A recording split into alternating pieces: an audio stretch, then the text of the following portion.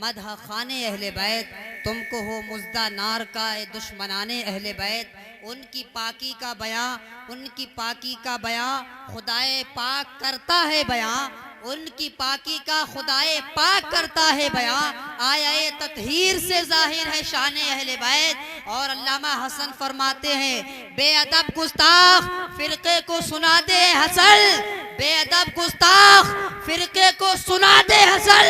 यूं कहा करते हैं सुन्नी दास्ताने अहले बैत, किस तरह कहा करते हैं। आलमे तसव्वुर में अल्लामा हसन से अर्ज की, मौला मौला हसन किस तरह कहा करते, कहा सुन ले, नूर बिनते नूर ज़ौजे नूर उम्मे नूर नूर, नूर बिनते नूर ज़ौजे नूर उम्मे नूर नूर, नूरे मुतलक की करीम सल्लारे लमा नूर का किस तरह करते हैं सुन्नी दास्ताने अहले बैत। फरमाते तेरी नस्ल पाक में है बच्चा बच्चा नूर का, तू है ऐने नूर तेरा सब घराना नूर का। किस तरह करते हैं, का बात रजा उस चमनिस्तान करम की, जहरा है कली जिसमें हसन और हुसैन फूल। याद रखें करबला की तारीख को याद करें, करबला की जंग क्यों हुई थी। मैं आपको एक पैगाम देना चाहता हूँ, करबला की जंग क्यों हुई थी। कोई कहता है सियासत की जंग थी, कोई कहता है इख्तिदार की जंग थी, कोई कहता है कुर्सी की जंग थी, कोई कहता है किसी की जंग थी।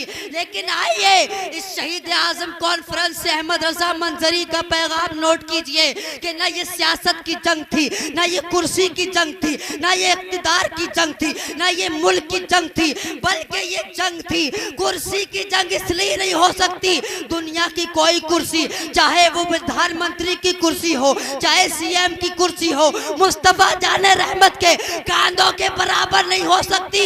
जिस हुसैन को मौला मेरे आका ने अपने कांधों पर यूं बिठाया हो, वो कांधा जिसको कुरान अलम नशरा लका सदरक कहे, वो सीना जिसको कुरान अलम नशरा कहता है, वो सीने पर मौला हुसैन यूं सवार होते हैं।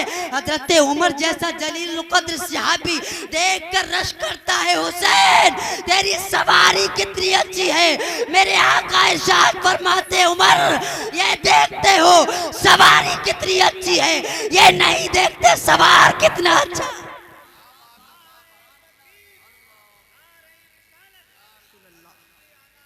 जिंदाबाद।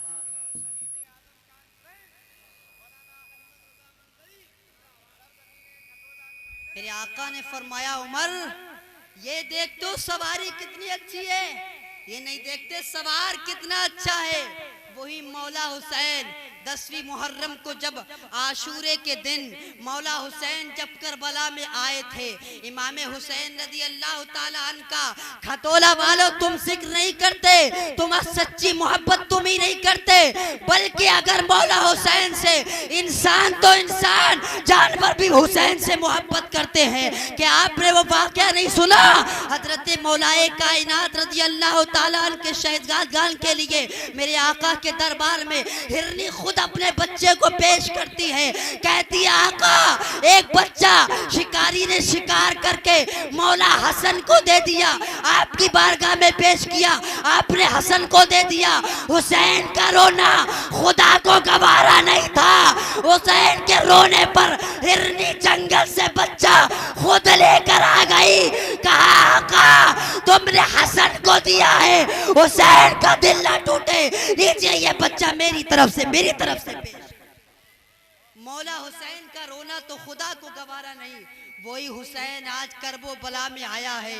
हजरत मौला हुसैन जब आगे बढ़े, सकीना ने घोड़े की लगाम को पकड़ लिया, कहा बाबा आज न जा, आज हमारा आपके बाद हमारे नाज कौन उठाएगा, आपके बाद जब आप चले जाएंगे अली असगर भी जा चुके, अली अकबर भी जा चुके, हजरत मौला अब्बास भी जा चुके, सब चले जाएंगे तो हमारे नाज कौन उठाएगा। तो गोया के आलम तसव्वुर में मौला हुसैन ने फरमाया था, सकीना तू आज सब्र से काम लेना, अगर आज तूने सब्र कर लिया तो क़यामत तक के आने वाले मुसलमान तेरा नाज उठाते। समझ रहे हैं मौला हुसैन की शहजादगी की ये शान। लेकिन आए मौला हुसैन जब करबला में आए थे, उस वक्त मौला हुसैन ने जो पैगाम दिया था वो ये पैगाम था। मौला हुसैन ने करबला में भी जाकर ये कहा था, है कोई मेरे नाना की दीन की मदद करने वाला? कासिम के कातिल को भी मैं माफ कर दूंगा, अली असगर के कातिल को भी माफ कर दूंगा, अली अकबर के कातिल को भी माफ कर दूंगा, लेकिन है कोई जो मेरे नाना के दीन की मदद करे? है कोई किसी में इतनी हिम्मत? तो हजरत मौला अली के शहजादे इमाम हुसैन रज़ी अल्लाह ताला अन्हु के किसी ने कोई आगे नहीं बढ़ा। लेकिन याद रखो मेरी मिल्लत के जवानों, तुम्हारे कानों में मौला हुसैन की आवाज आज भी गूंज रही है, आज भी आवाज आ रही है, गोया के हुसैन तुमसे कह रहे हैं, है कोई मेरी मदद करने वाला, मेरे नाना के दीन की मदद करने वाला? आज भी आ जाओ। अब आइए, मौला हुसैन की मदद आप कैसे कर सकते हैं? मौला हुसैन की मदद कैसे कर सकते हैं? जाहिरी माना मदद के मुराद नहीं, बल्कि मौला हुसैन की मदद क्या है? यजीदियत का खात्मा करने में आप हुसैन की मदद करें, यही मौला हुसैन की मदद है। जिना का खात्मा कर दे, शराब का खात्मा कर दे।